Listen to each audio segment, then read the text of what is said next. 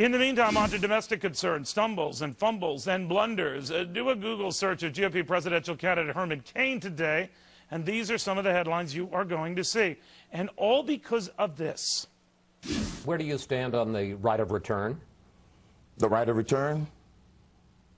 The right of return? The Palestinian right of return.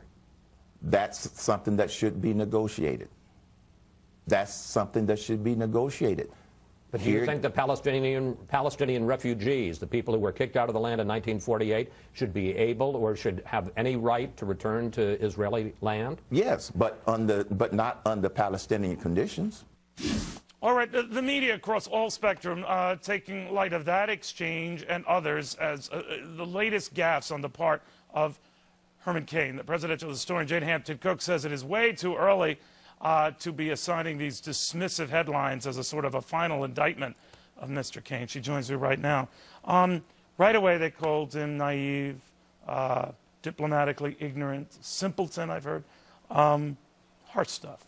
That's right. Politics is a mean business, and certainly he's feeling the effects of it. But I think what Americans most care about in a candidate is that that candidate supports what they care about most, what issues matters most to them. And a lot of times in campaigns, it ends up being the economy, taxes, healthcare, domestic issues.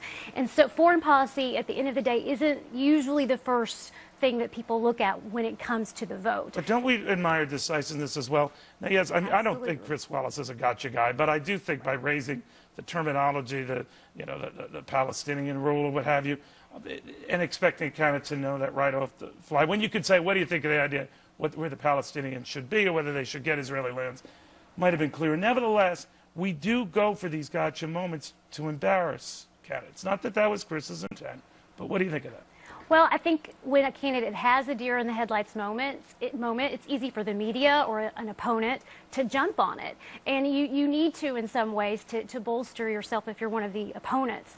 But I think that in the long run, we look back at historically, and Abe Lincoln made some gaffes. He said some things, that he mentioned that he was not part of a Christian church. Well, that was a big deal at the time. He was sort of like that one of these, hey, wait, does he pray? Does he pray? And his response at the time in the campaign, this is from Abraham Lincoln, that I am not a member of any Christian church is true, but I've never denied the truth of the scriptures. And we can go on here. I've never spoken with intentional disrespect of religion in general, and any denomination of Christians in particular. Now, the issue remained and dogged him throughout his career, even up to his 1860 presidential run. Will any of these issues, particularly what some deem to be naive responses on Cain's part to diplomatic issues or foreign policy issues? Well, I think they definitely hurt him, but I think what a lot of candidates need to do when they make a gaffe is come back with their ambition, their passion, and more skilled communication, and that can help a candidate overcome a gaffe. Whether it's Herman Cain, whether it was Abraham Lincoln years ago, whether it was President Obama. Well, you mentioned President Obama. Now, he overcame his April 2008 remarks on a famous line, it's not surprising that the Americans are bitter and cling to guns or religion. And it was one of these lines that was supposed to alienate him with sort of like the average Joe and Joanne. It might have cost him initially, but he came back from it. That's right. He came back from it. That was April. The election was November. Other things came to the forefront that distracted voters who might have been upset at that initial comment. So time changes things. And it's just, gaffes happen. People are human. And you have to watch a candidate and to see how he or she, over time, makes their case or doesn't make their case on the particular issue. But even if their long-term intent is sound, right? I always wondered in the case of George W. Bush, in 2000 when he spoke about Social Security. They want the federal government controlling Social Security like it's some kind of federal program, which essentially it was. But he was trying to make the case, clumsily, that this entitlement thing is out of control. Right. It's interesting because that is something we're still debating today. Right. Did it boomerang in any way, cost him anything? Well, it was very close to the election, and we know that that election was very, very close. But I think in the long run, people had seen enough of George W. Bush, those who voted for him, to forgive a gaffe like that, because he had made his case in debates, he had made his case in speeches, in other ways. So I think candidates can overcome mistakes, but they've got to come back strong and explain themselves later. So do you think that this is going to be a case where they're going to do to Herman Cain, the latest businessman in the race? Not that Donald Trump ever was, but he flirted with the idea.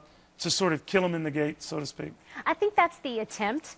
I think that Herman Cain's passion for Israel came through in that interview, even though he did have a little bit of a deer in the headlights moment. So it'll be interesting to see what happens. And I think people don't like the meanness of politics also, and I think that can help a candidate when there is a gaffe as well. So if you know or sense that, say, you might not know the nuances or particulars, if his heart's in the right place, right? If his heart's in the right place, if he or she can demonstrate that they have the leadership skills to take on that issue and to learn that issue, I think that makes a difference too.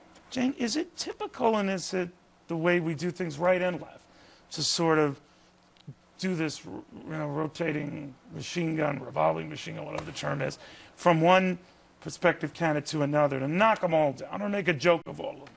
I think that happens, and it's sad that it does. But, Jefferson and Adams didn't get along so well years ago either. So it's part of human nature, too. That competition, it's part of human nature, unfortunately. All right, Jane, thank you very much.